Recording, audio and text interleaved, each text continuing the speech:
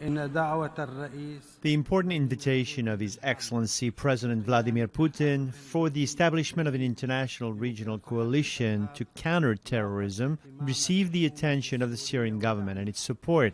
The announcement of the beginning of Russian airstrikes in Syria, which came upon a request from the Syrian government, is an effective participation and shows support for the Syrian efforts to combat terrorism.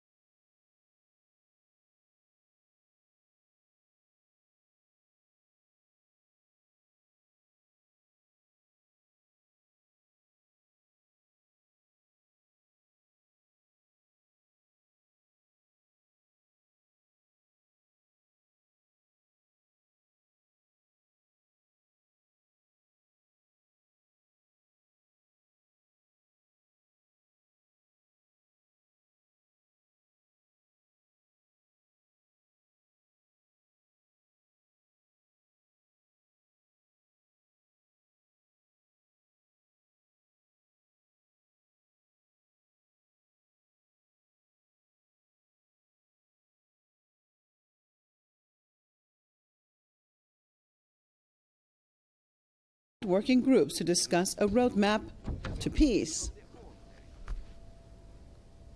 Russia's defense ministry says the country's airstrikes inside of Syria target Daesh terrorists' objects and are highly accurate.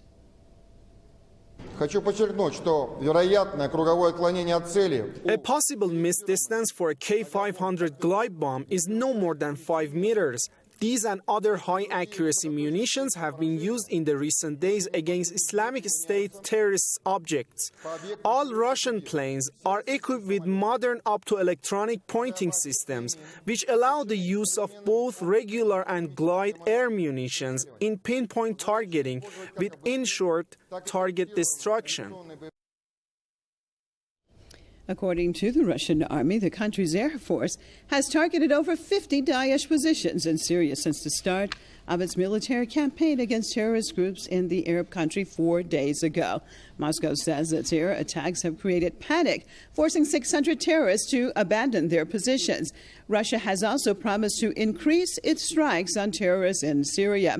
Moscow informed the U.S. in advance about the start of airstrikes against terrorists in Syria, recommending Washington to stop all flights over areas where Russian warplanes are operating. According to Russian officials, the U.S. has informed the Russian Defense Ministry that there are only terrorists in the area of the airstrikes conducted by Russia.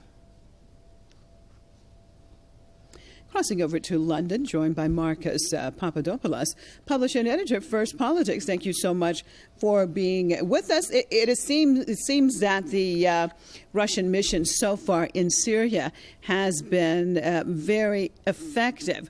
Why do you think that it appears that the accuracy seems to be very high, while at the same time the United States seems to have missed so many alleged targets on the ground in Syria? Well, there's a fundamental difference between the Russian Air Force bombing Islamist positions in Syria and the way the American Air Force has been bombing ISIS for the last year. And that fundamental difference is this. The Americans for the last year have been bombing ISIS without any coordination with ground forces in Syria, i.e., without coordinating with the Syrian army, whereas the Russian Air Force is coordinating its actions with the Syrian army. And therefore, the whole plan of the Russian military action is that the Russian Air Force will weaken ISIS positions across Syria and other Islamist positions across Syria, and then the Syrian army will go in and capitalise on the weakening of those Islamist positions by the Russian Air Force. And we have to keep on telling people that the Syrian army is the heart and soul in the fight against ISIS and all the other Islamist groups in Syria. And so it's just simply not plausible to defeat ISIS, for example, without working in tandem with the Syrian army. That's why the American attacks against ISIS for the last year have been an abject failure. And why and how they've been an abject failure? Because look at a map of Syria. In the last few months, ISIS has increased the amount of territory that it occupies in Syria. Of course, with the most recent acquisition of Palmyra. So whereas the Russian Air Force is working with the Syrian army, the American Air Force has just been bombing without any coordination with anyone on the ground in Syria. Why would that be the case? Obviously, Americans have lots of experience with wars and bombings. Why then would they just basically just be bombing without any type of, it appears, effectiveness, unless they did not want to be effective? How do you see it? Because the Americans are opportunists. What they see in Syria, what they've seen in Syria since 2011 is an opportunity to get rid of the Syrian government and to replace it with a pro-Western government, a pro-Israeli government, an anti-Russian government, and an anti-Iranian government. That's why the Americans and their regional allies, Saudi Arabia, Turkey and Qatar, have been supporting various Islamist groups in Syria in the fight against the Syrian government and in the fight against the Syrian army. So it's little wonder that the Americans still refuse to work with the Syrian army, because the American objective, even though they know it's very unlikely to be achieved now, but their objective still remains the overthrow of the Syrian government, which of course contravenes international law. It contravenes the United Nations Charter. And so why would they work with the Syrian army when the Syrian army, as I said just now, is the heart and soul in the fight against Islamist terrorists in Syria? The Americans, along with their regional allies, have been working with Islamist terrorist groups for the last 5 years in Syria to try and achieve their objective in overthrowing the Syrian government. What stands between the Americans and their regional allies in achieving that objective?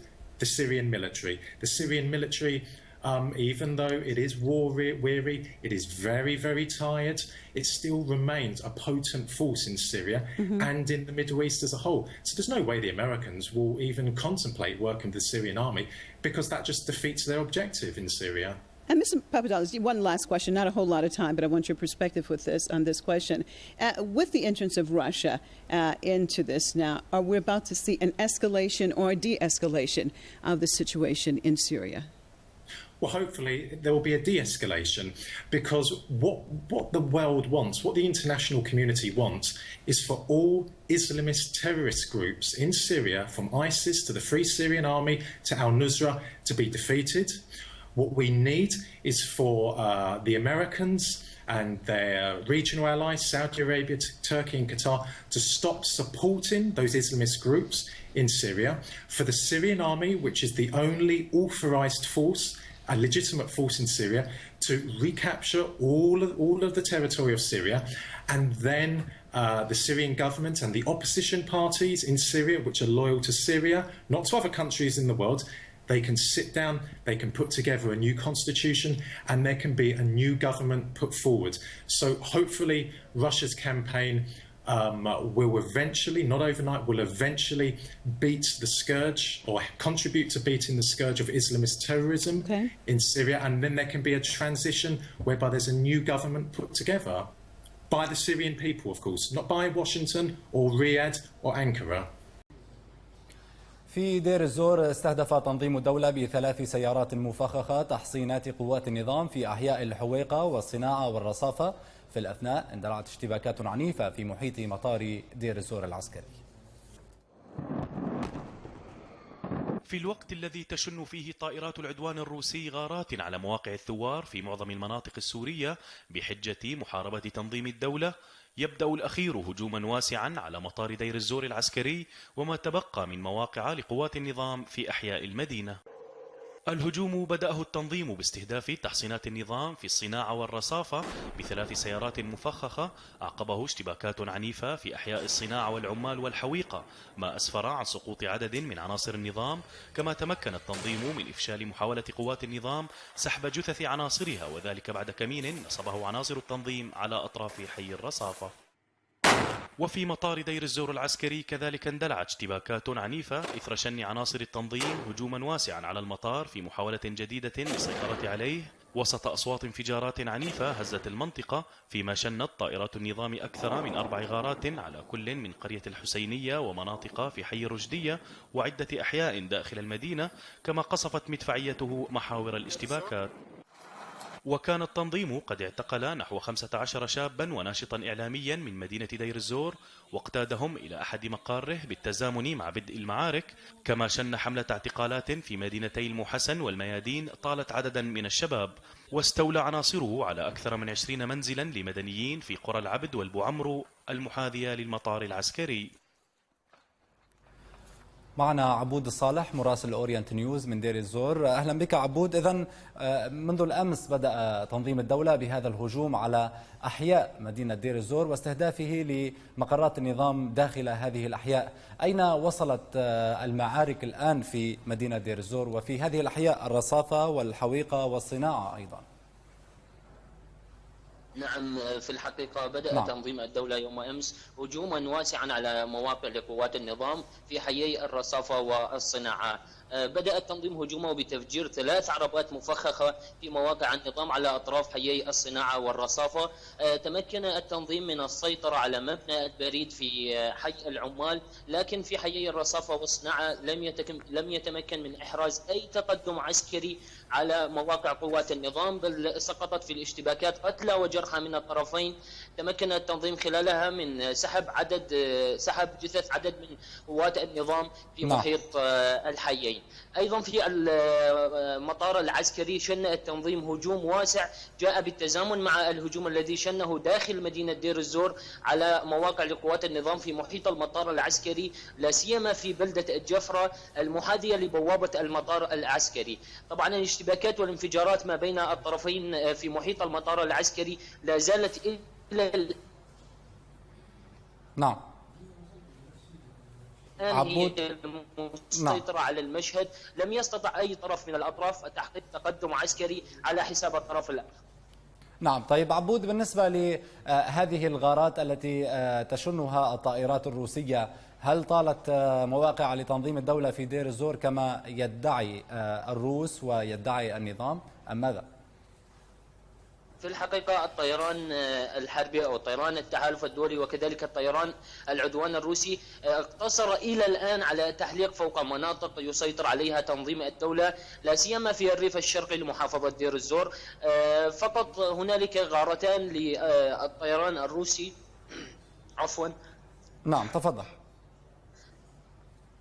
غارتان للطيران الروسي جاءت بمباركة من صفحات مقربة من النظام السوري، لكن في الحقيقة هي الغارات ذاتها ما كان يشنها النظام السوري على محيط مطار دير الزور مستهدفا مواقع لتنظيم الدولة في أغلب الأحيان. الغارات الروسية وغارات التحالف اقتصرت حقيقة على التحليق ونشر طيران الاستطلاع في سماء المدن والبلدات التي يسيطر عليها التنظيم في محافظة دير الزور. إلى الآن لم تسجل أي غارات على مواقع لتنظيم الدولة في المحافظة، فقط ما أوردته صحف تابعة للنظام السوري بأن طائرات حربية روسية شنت غارات جوية على مواقع للتنظيم في محيط المطار العسكري، لكن مصادر من هناك أكدت بأن الغارات هي ذاتها الغارات التي يشنها النظام السوري كل فترة على محيط المطار العسكري. نعم. عبود الصالح مراسل أورينت نيوز حدثنا من دير الزور، شكرا جزيلا لك. في الحسكة سيطر تنظيم الدولة على قريتي الغرة والسراقة شمال جبل عبد العزيز بالريف الشرقي، إضافة لسيطرته على 4 قرى أخرى في الجهة الغربية للجبل. يأتي هذا عقب هجوم عنيف للتنظيم على مواقع لوحدات الحماية في منطقة جبل عبد العزيز، استخدم خلالها 3 عربات مفخخة أدت لسقوط عشرات القتلى والجرحى في صفوف الوحدات. إلى ذلك أفادت شبكات إخبارية في الحسكة عن تجدد الاشتباكات بين الطرفين على أطراف قرية الأغيبش غربي تل تمر. ختام جولة الرابعة تذكير بالعناوين. أكثر من 100 شهيد مدني في قصف جوي على الباب ودير حافر بريف حلب. طائرات العدوان الروسي تواصل قصفها وتستهدف منظومة أورينت الإسعافية في إدلب ومشفى ميدانيا في حماة. قوات أحرار الشام تقصف القاعدة الروسية في مطار حميميم قرب اللاذقية وتتوعد بالمزيد. تنظيم الدولة يفجر 3 سيارات مفخخة بمواقع لقوات النظام في أحياء دير الزور. بسم الله الرحمن الرحيم. تجمع صقور غاب لأنها خاصة نقوم بمراقبة خلق الناقوس لاستهداف أي دبابي أو آلية عسكري للنظام المجرم الذي هجر أهلنا في سوريا. الله أكبر.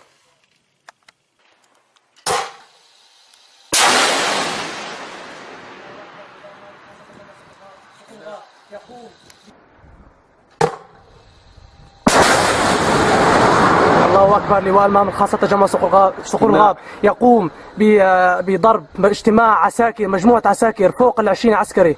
الله أكبر. في حاجز المشاريع. الله أكبر. الله أكبر. الله أكبر. الله أكبر.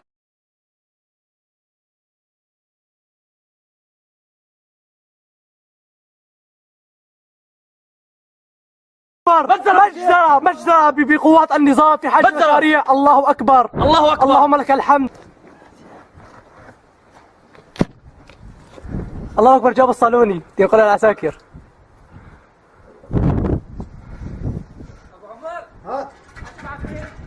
عمل أبو عمر جاهز الصاروخ الثاني بعد ما يعبوا وسفقن علينا. لا أبو عمر لا لا لا عم يشعلون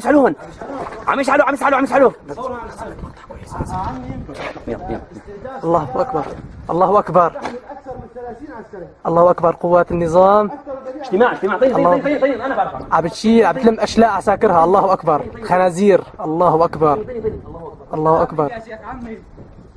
اجتماع عسكري أخطر من الله أكبر. سيف النار يا سيف النار. اللهم لك الحمد. اللهم لك الحمد. خنازير عم يصعبوا فتصاهل. الله أكبر. عم يلموا أشلاءهم. الله أكبر. الله أكبر. الله أكبر. الله أكبر. الله أكبر. الله أكبر. مجزرة بقوات النظام. الله أكبر. في حاجز مشاريع على أيدي أبطال صقور الغاب. الله أكبر. عبد الأرض الجزاز. اللهم لك الحمد. لموا لقلبكم. بدكم تلموا كثير الساعة. الصاروخ الثاني ما تطلع علي. فك السيارة. اللهم لك الحمد. خلي بس تجيب بس. الله أكبر. عم يلموا الأشلاء. الله أكبر. اجتماع روسي. علق اجتماع روسي عسكري. علق اجتماع روسي. تعال شوف لي الجثث. تعال شوف. الله أكبر.